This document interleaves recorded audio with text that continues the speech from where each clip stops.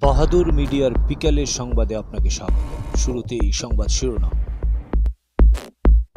সমস্ত শক্তি দিয়ে ভারতের দাপট ভেঙে দেওয়ার ডাক জুনায়েদ সাকিব।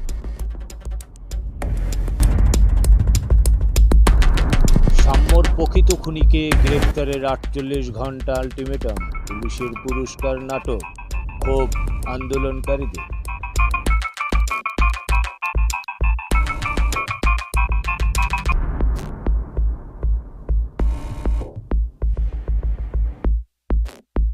সরকারের দায়িত্ব নির্বাচনের পথ বেছে নেয়া, বললেন ফারুক। অন্তর্বর্তী সরকারকে প্রভাবিত করার চেষ্টা দেখছেন নজরুল ইসলাম খান। দুরাত খোলা আকাশের নিচে সরকারের ভ্রুক্ষেপ নেই, ক্ষোভ ঝাড়লেন জবি শিক্ষক। এতক্ষণ শুনলেন শিরোনাম, এবারে বিস্তারিত।